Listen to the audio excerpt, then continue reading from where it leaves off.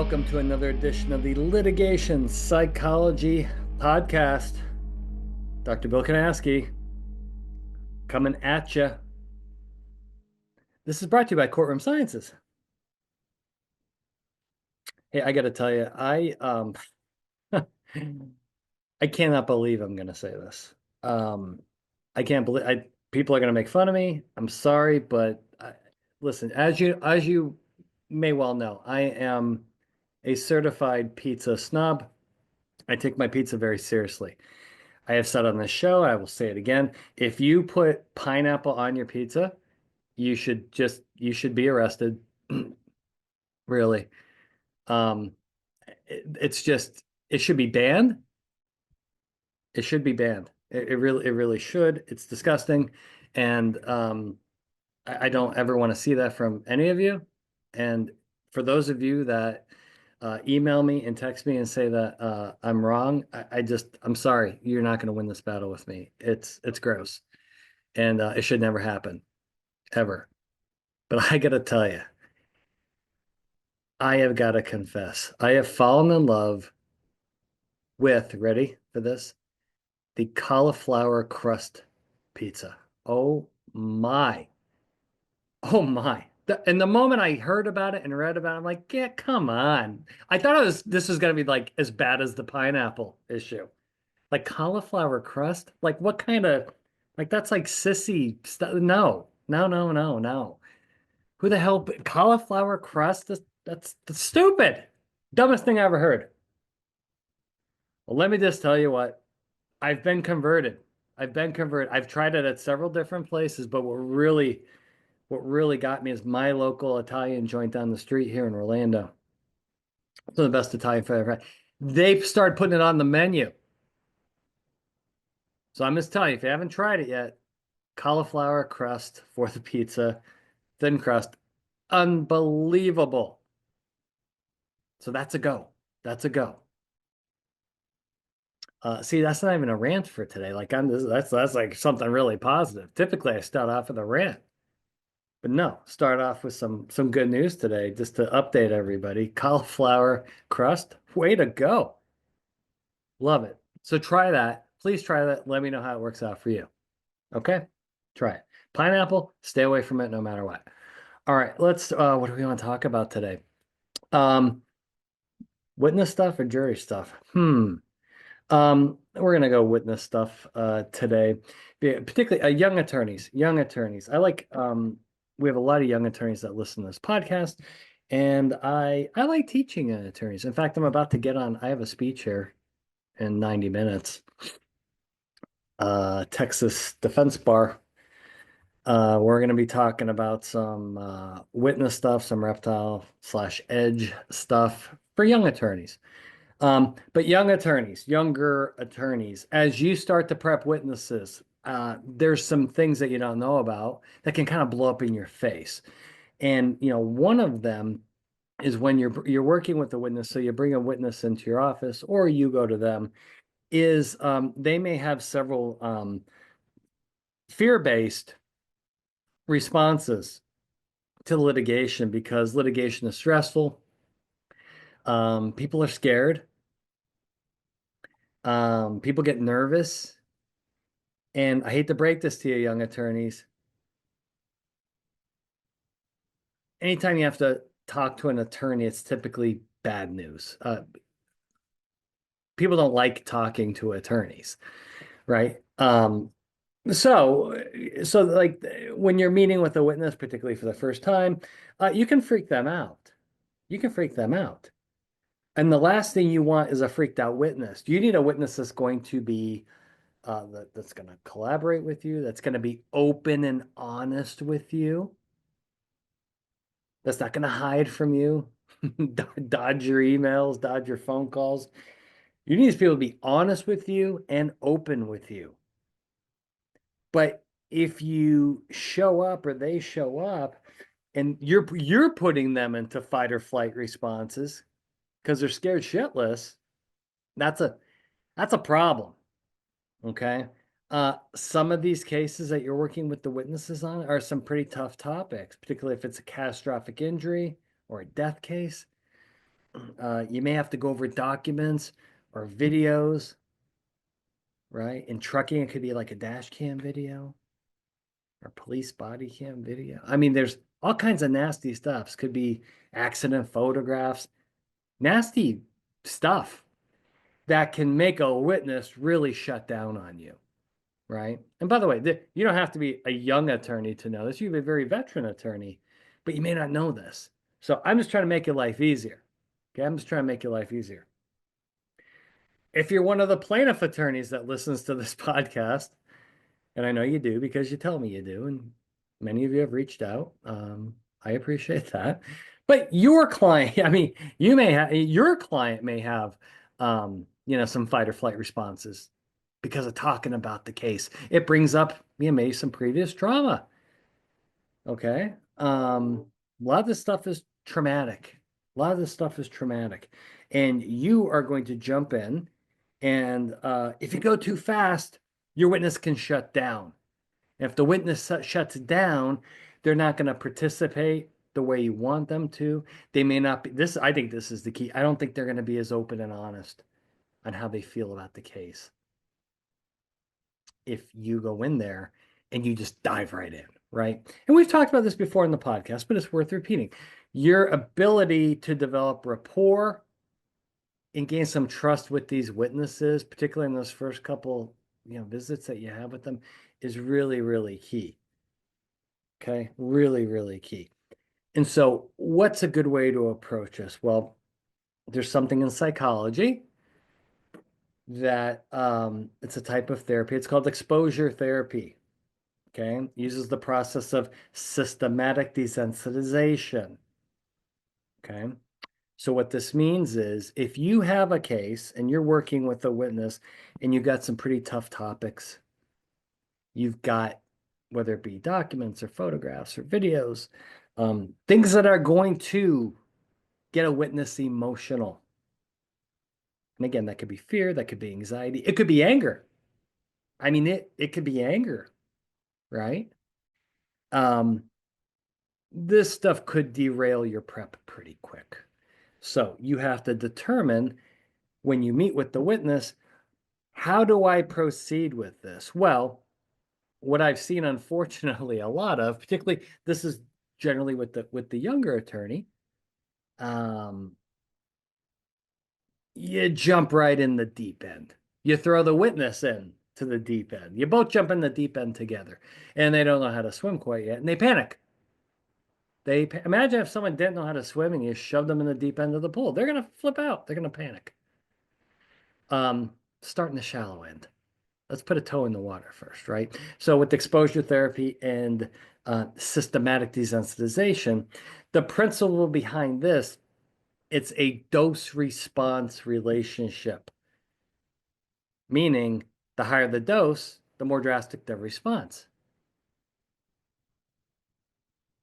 And so if you are in session one of meeting with the witness, going over the facts of the case, going over this type of maybe emotionally charged evidence, too much of a dose is going to elicit a hell of a response that could make this witness shut down. It could make them worse.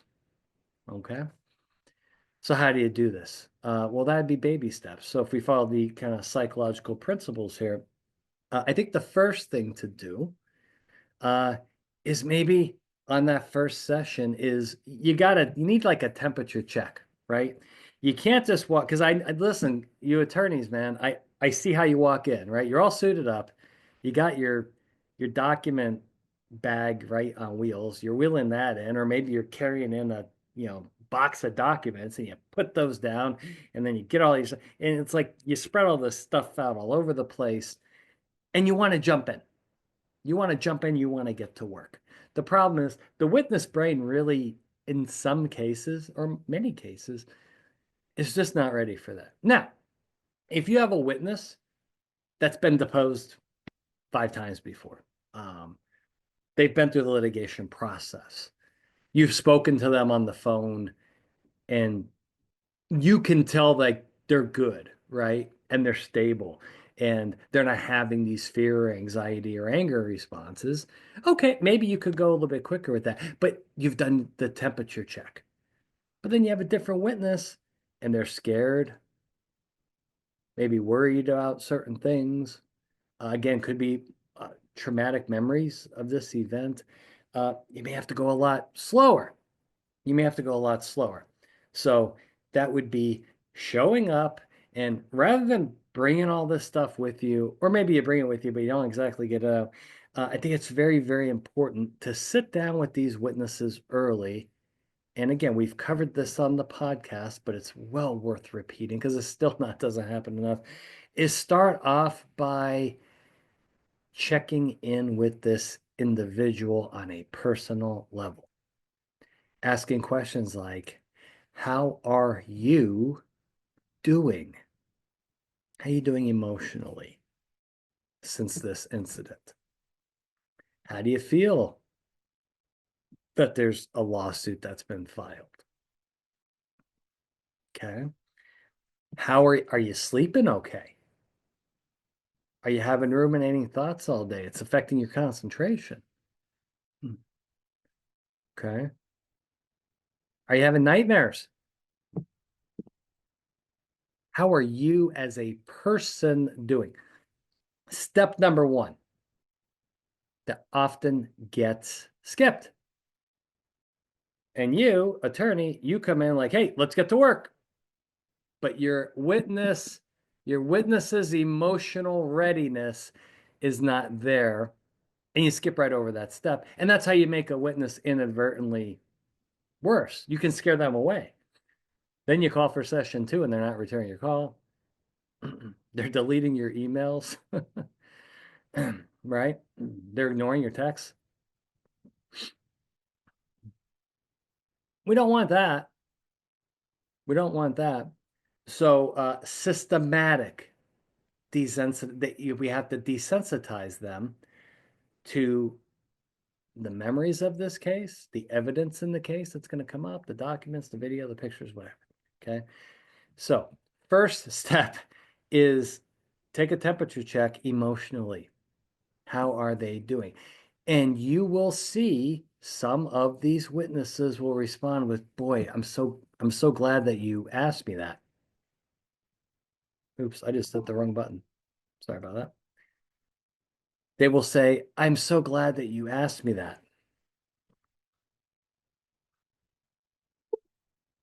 Man, my computer is just not doing what I want it to.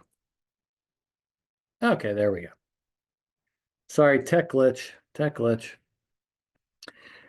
Yeah, so when you start there, a good proportion of these witnesses will really be thankful that you're at, and they're going to want to vent to you. Let them vent. Do not jump into the damn documents. Jesus Christ. No, let them vent. They may be angry. They may be nervous. They may be angry, right? Let them vent. Okay. Get it out and see where that emotion is coming from. Do they feel guilt?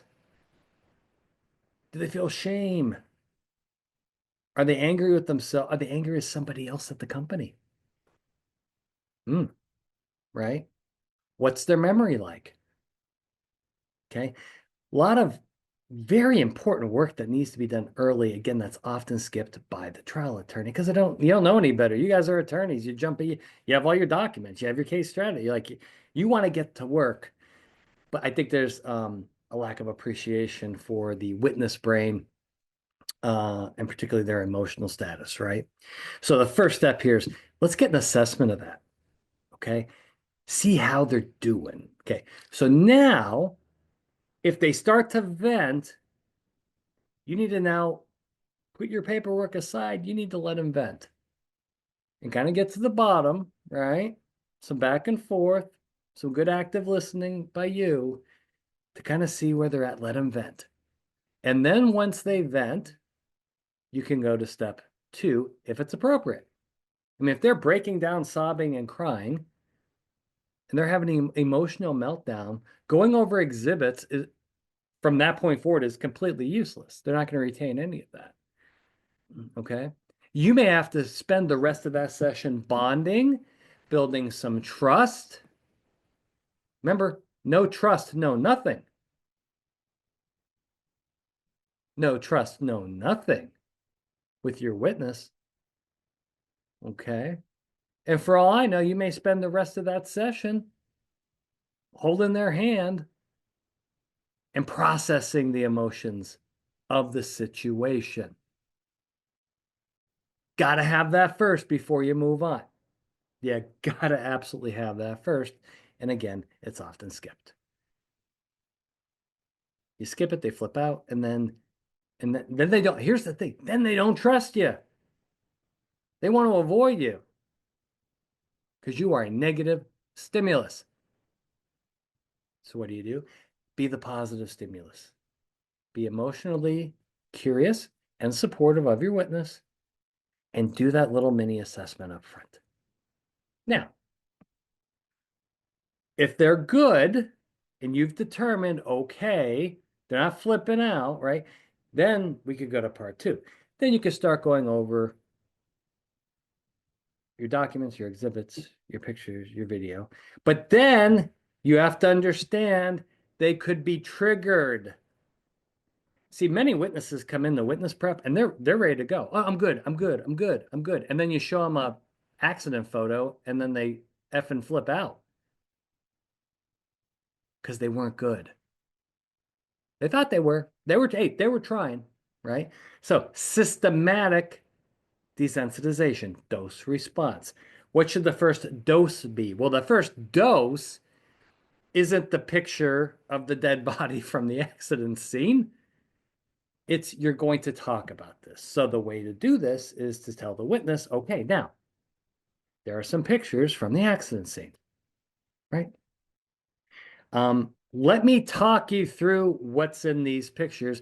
And so step two here, talk about what's in the pictures or the videos or whatever. Okay. The police report, whatever it is. Talk about it. And again, you're kind of constantly assessing their emotional reaction. If you talk about what's in, for example, the accident photographs, and they start to wince, they sigh, they cover their eyes, and they're like, oh no. Now you know maybe they're not ready for those pictures just yet, right? Versus you talk about it and they go, yeah, I know. Yeah, that's gonna be tough. But yeah, I think I can handle it. Let's kind of start one at a time. Then you can proceed. So it's all about how fast you proceed and in what direction. And you hate to say it, but yeah, you've got to be now I can help you with this if you retain me on one of these cases, but oftentimes maybe you can't. And that's fine. But you have to be armchair psychologist here and determine is it safe to keep going to the next step, right? You don't want to skip steps, you don't want to jump too far ahead. Then, okay, once you've determined, okay, I'm going to show this witness something really bad.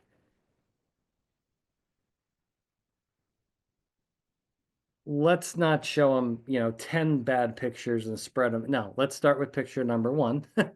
Start there, right? Remember, baby steps, spoon feed, baby steps. And again, show them the first picture, walk them through it, see how their reaction is. See how their reaction is. Remember, dose response, dose response. Okay. You can start to increase the dose based on their response. Okay. If you're getting an intense response back, you back off the dose. It's like anything else in life. You exercise really hard, like I did yesterday. I woke up and my shoulder's like, help me. By the way, my shoulder is pissed. My shoulder's like, what are you doing? Right? So today, I'm going to back it off a little bit on the intensity. It's the same thing with these witnesses. How you proceed with that initial, particularly that initial witness meeting. I think that's going to determine how the future meetings go.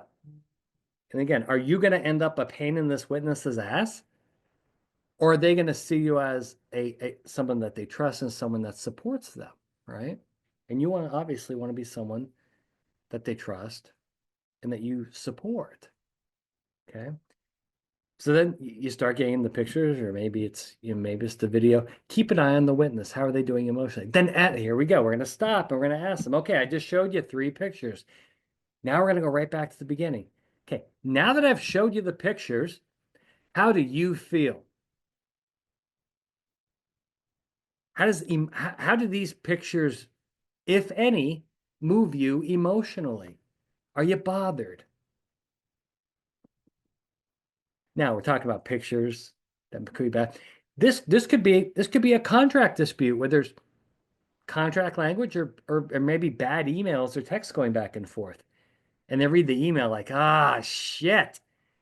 God damn it. Why did I send that email? And they're beating themselves up. That's an emotional response, folks. Doesn't have to be gory pictures of the accident scene. It could be a piece of paper that has an email. And they read the email like, oh man, they start kicking themselves in the ass. It's an emotional response. That's where you got to stop and say, okay, let's process this before we go to the next email. Okay. Because what you don't want, let's go to what you do want. You want the witness leaving that first meeting feeling supported. You want them feeling trusting of you, and you want them agreeable to the next meeting to do more work, right? Well, how do we get there? Well, you don't want to scare them shitless, okay? And to say, hey, you got to toughen up, get through this stuff, right?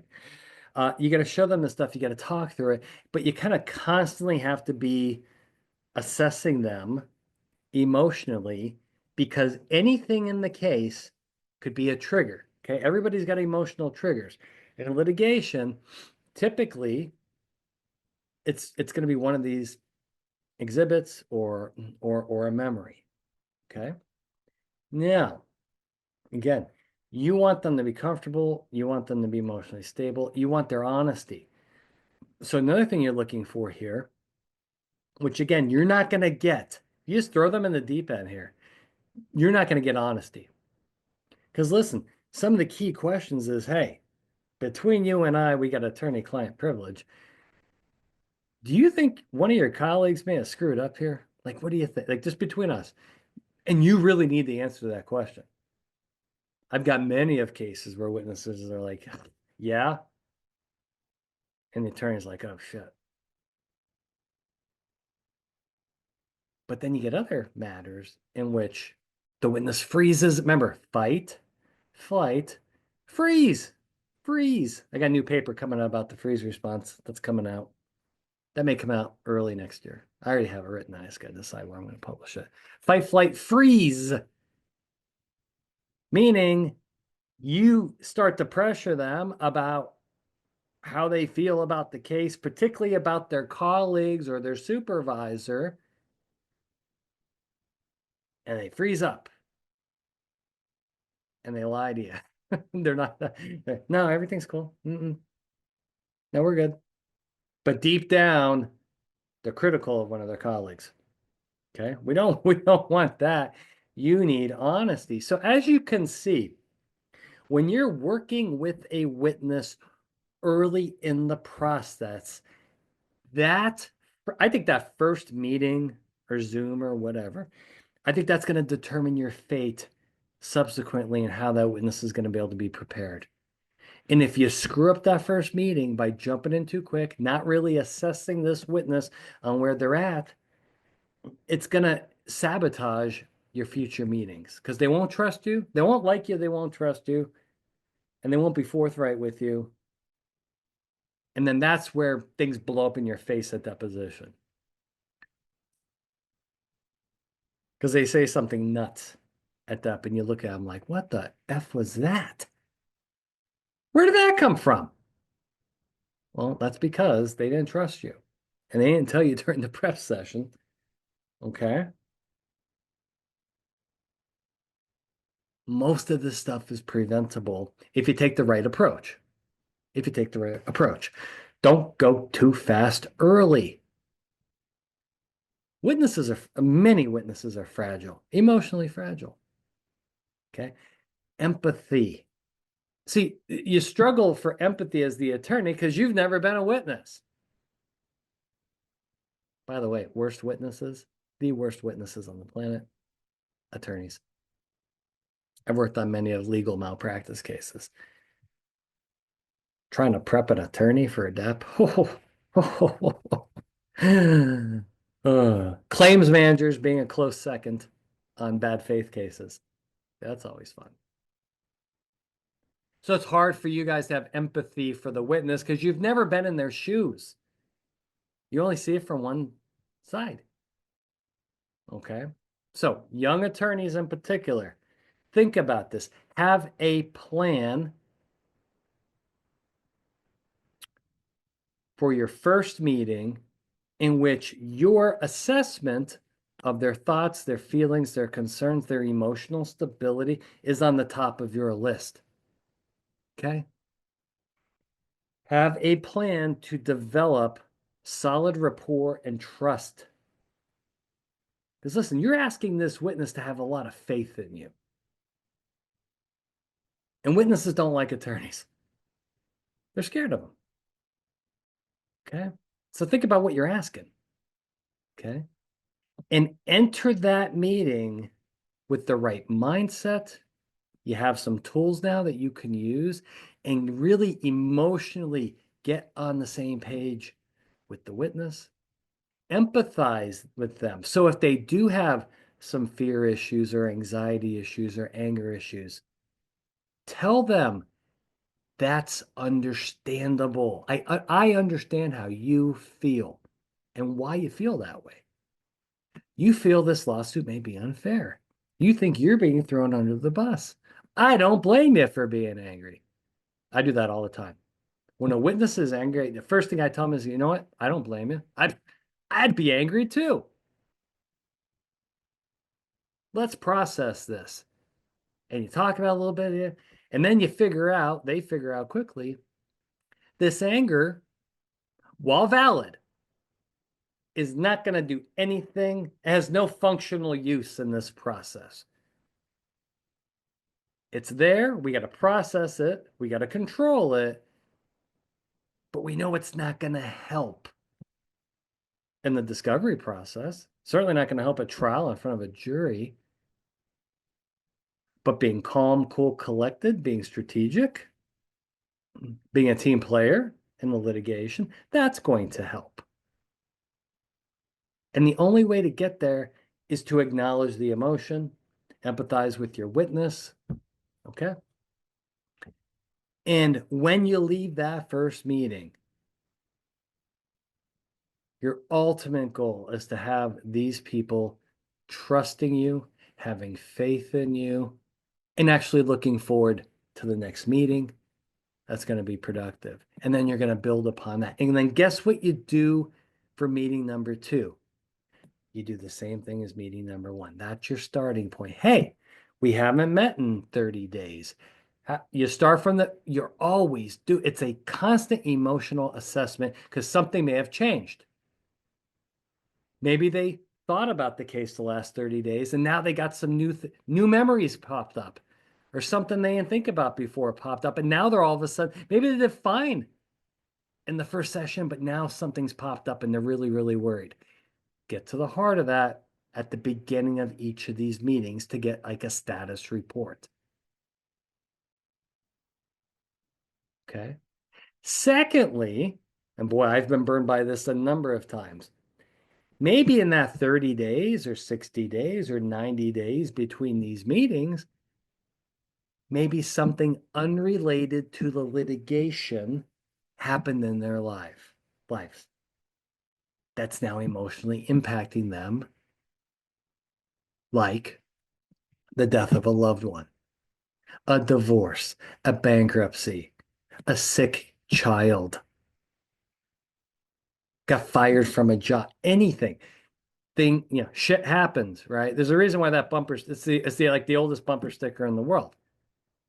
Shit happens. It does. And so not only as the attorney do you need to be looking for their fear and their anxiety and their emotional responses to the litigation, don't forget their their personal lives. How's everything going outside of this litigation, right? Because other things can come into the equation and screw everything up for you that have nothing to do with the litigation. But the only way that you're going to get there is ask. They will appreciate it. And then if something is bothering them, you've identified it. It's not going to blow up in your face down the road at DEP.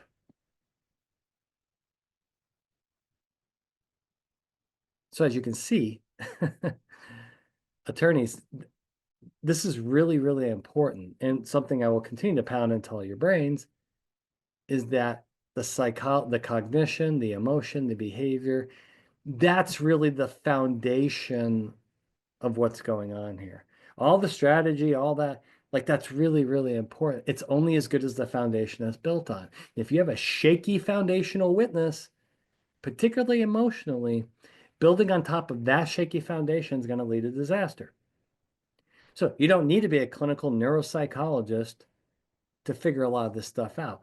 You need to be aware as the attorney to ask the right questions, to not be over enthusiastic and jump into the heart of the case immediately and blow by what's going on with the witness.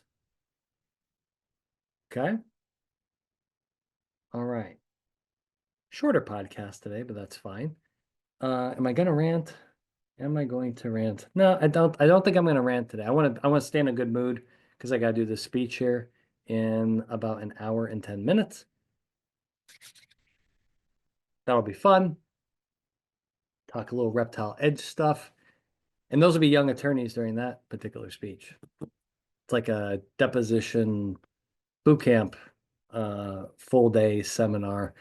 And I'm like the speaker in the middle, it looks like. Always looking forward to that.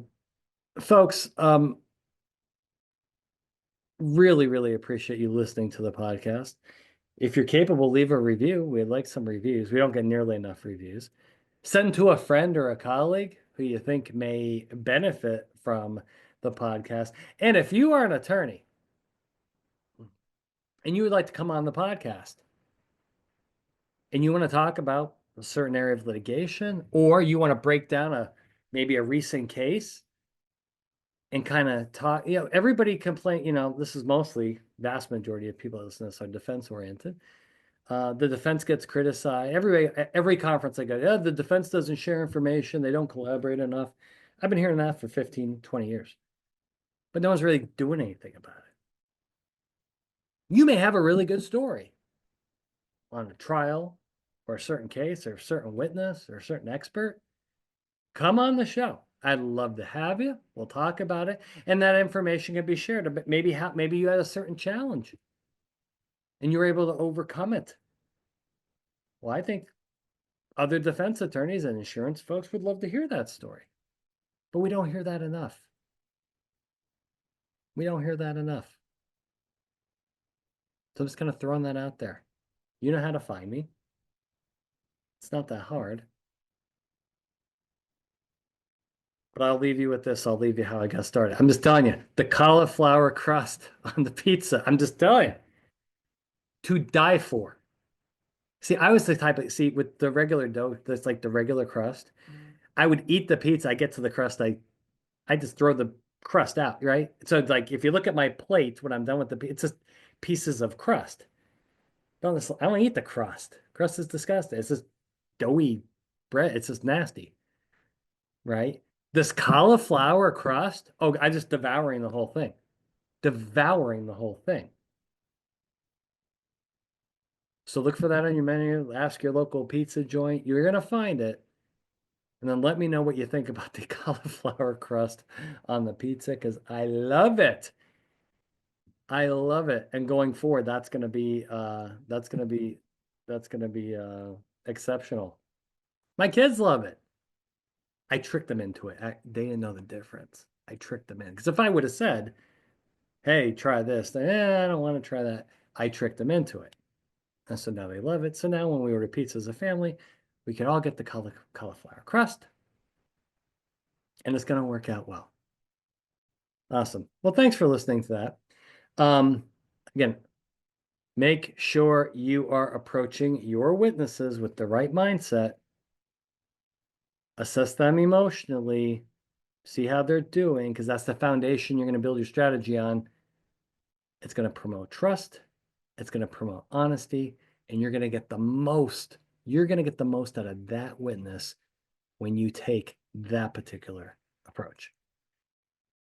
Thank you so much for listening to this edition of the Litigation Psychology Podcast brought to you by Courtroom Sciences. We will see you next time.